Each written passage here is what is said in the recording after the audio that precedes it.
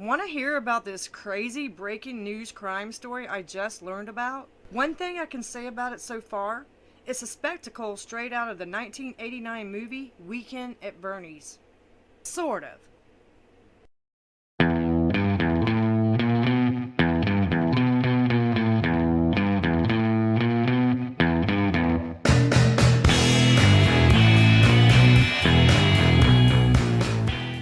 So one of my news apps alerted me to a story I found to be very strange, so I decided to create some content out of what I know so far, according to current news reports. This happened only last Friday in Carlow, Ireland. On January 21st, 2020, a story so unbelievable yet true, when two men propped up a dead man's body and brought it into a post office that morning in the town of Carlow to try and pass him off as alive to collect the dead man's pension. Then go and cash it somewhere, I suppose. I mean, we are talking about two idiots who didn't plan too well or think ahead far enough. I mean, was the dead guy going to sign it too? However, it didn't work out in their favor and the situation was quickly recognized as a bust. Apparently, post office workers became suspicious, questioned the men, and called the police. Obviously, the men left empty-handed, and authorities believed they most likely knew the deceased. According to news reports, prior to this event, a man came in earlier alone to try and collect on the dead man's pension, but was told that the actual recipient needed to be present. This is when authorities believe the men set their dumbass plan into motion.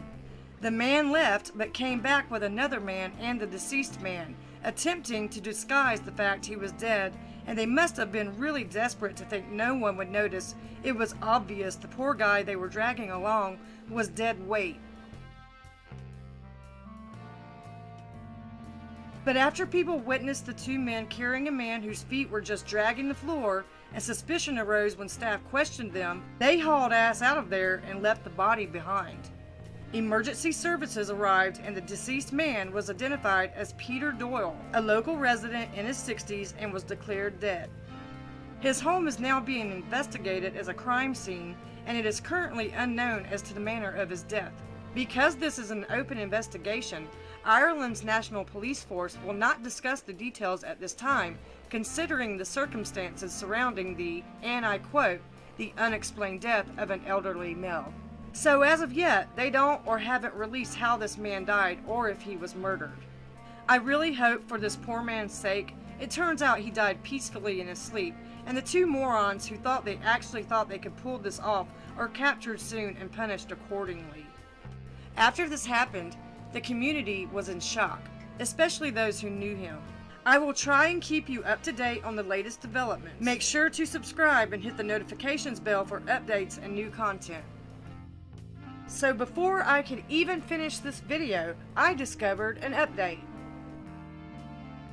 As of today, it was determined that Mr. Doyle was not murdered, so foul play has been ruled out. The medical examiner believes he most likely died shortly before the men tried to pull this stunt, somewhere between being at home and at the post office. It is also known that the two men involved were both known to Mr. Doyle, which makes sense. How else would they know about his pension? I am not sure on which day, but one of the men eventually went to the police department voluntarily to give a statement and insisted that Mr. Doyle was alive when they left home. I am not a web sleuth, but if you ask me, I still think this guy is covering something up. Even though it was determined Mr. Doyle died a natural death, there were no lethal inflicted injuries to his body anywhere. So why does it seem the guy is lying to the police about him being alive when they left? You have to remember, one of the guys tried to go by himself to collect the pension first, without Mr. Doyle, only returning later with a friend and the prop body. Investigators tried to determine when and where he died, or if his body was mistreated in a criminal manner, including any effort made to fraudulently collect on his pension. I'm pretty certain that last part is a given. Why else would they have tried to pull what they did? According to the medical examiner, the post-mortem process can't determine an exact time of death, but it can estimate. Because the events happened on that day within minutes, the medical examiner said it was impossible to establish medically if he died in his home, on the way to the post office, or on the premises. If you can't prove that a person was murdered, then there is no murder case. So far, the medical evidence gathered determined that Mr. Doyle just died.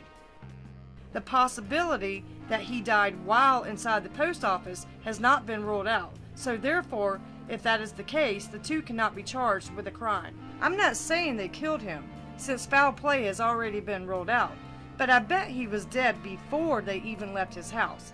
It's my feeling that this is just another dumb criminal story that these two acorn-sized brained individuals thought they could pass off a dead guy in broad daylight to make a little cash. As of now, the police are still trying to determine if Mr. Doyle was being carried or propped up for the entire journey from his house to the post office, or if he was able to walk or move at all after he left his home and died sometime during the journey.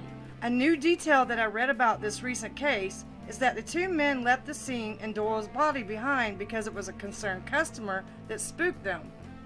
When the customer tried to speak to Mr. Doyle, the two men split and the customer alerted the staff. To me, it's a common sense case and a very bizarre one too. It's just not a normal thing people do. If you were really helping someone come to collect their pension, you wouldn't drag him in with new enlisted help, the other guy, due to a kink in the first plan. Most likely a dead Mr. Doyle being that kink. If he died after he left or in the post office, you wouldn't just run and leave his body behind. A normal person would call emergency services right away. As far as I know, they have yet to name the individuals who did this or any other information as of 12 hours ago. The police investigation is currently more focused on the fraud, to determine if these two imbeciles tried to cash in on a dead man's pension, which honestly is what likely this really weird case will boil down to. I will do my best to update this case as I know more.